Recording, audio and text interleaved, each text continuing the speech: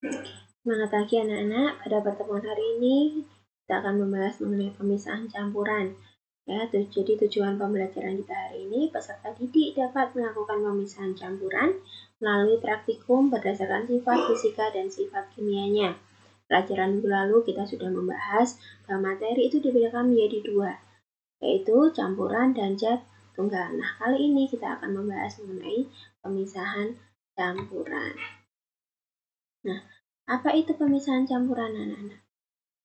Jadi pemisahan pada kimia ya, dalam kimia yaitu proses pemisahan yang digunakan untuk mendapatkan satu atau lebih produk yang lebih murni. Jadi yang namanya campuran kan campuran beberapa zat nih. Nah, jadi ini pemisahan ini difungsikan untuk mendapatkan zat murninya atau zat tunggalnya dari suatu campuran senyawa kimia. Gitu ya, ada beberapa teknik pemisahan. Nah, kali ini kita akan membahas ada filtrasi, ada kristalisasi, ada sublimasi, destilasi, kromatografi, dan yang terakhir adalah ekstraksi. Kita akan membahas 6 saja anak-anak, walaupun sebetulnya masih ada banyak yang lainnya. Nah, pertama yang akan kita bahas yaitu filtrasi. Apa itu filtrasi? Atau lebih sering disebut sebagai penyaringan ya anak-anak ya. Nah, itu adalah suatu proses pemisahan campuran dengan campuran hidrogen ya anak-anak ya. Ini yang mengandung cairan dan partikel padat dengan menggunakan media filtrasi yang hanya meloloskan cairannya anak-anak. Jadi ada cairan dan padatan disaring, jadi cairannya itu lolos, partikel padatnya itu ditahan. Nah, partikel yang lolos atau hasil penyaringan disebut sebagai filtrat, sedangkan sisa penyaringannya atau padatannya tadi itu disebut sebagai residu. Nah, gambarnya seperti ini anak-anak. Ya, jadi di sini ada pemisahan kertas ya. Intinya adalah disaring saja. Ini pasir dengan air. Pasirnya itu disebut sebagai residu, airnya disebut sebagai filterat. Yang kedua yaitu kristalisasi. Kristalisasi ini itu pemisahan campuran yang didasarkan pada pelepasan pelarut dari zat terlarutnya dalam sebuah campuran homogen. Ya, atau larutan yang kemarin disebut campuran homogen sama dengan larutan, sehingga terbentuk kristal dari zat terlarutnya. Nah, jadi contohnya ini, pemisahan dengan pembentukan kristal melalui proses penguapan, seperti pada proses pembuatan garam.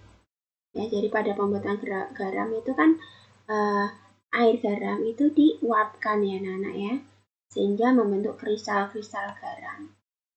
Yang ketiga yaitu sublimasi, yaitu perubahan zat atau pemisahan campuran dengan proses menyublim ya anak-anak, perubahan wujud dari padat ke gas ya. Nah, jadi di sini ada ini itu adalah pembentukan iodin ya anak-anak ya, iodin murni. Jadi ada iodin, gas iodin ini diuapkan, di atasnya diberi es sehingga membentuk padatan. Jadi ini adalah proses penguapan ya, dari padat ke gas, penyubliman ya anak-anak ya. Nah, selanjutnya itu destilasi. Destilasi merupakan teknik pemisahan, ini yang dasarnya ya anak-anak ya. Adanya perbedaan titik didih. Ya, ada perbedaan titik didih antara dua cairan. Nah, ini gambarnya. Ini adalah alat sederhana, ada pendinginnya. Jadi campuran dimasukkan di dalam ini, ya, terus dipanaskan, otomatis karena dua-duanya bentuknya cair akan menguap ke atas. Nah, pemanasannya sampai kapan?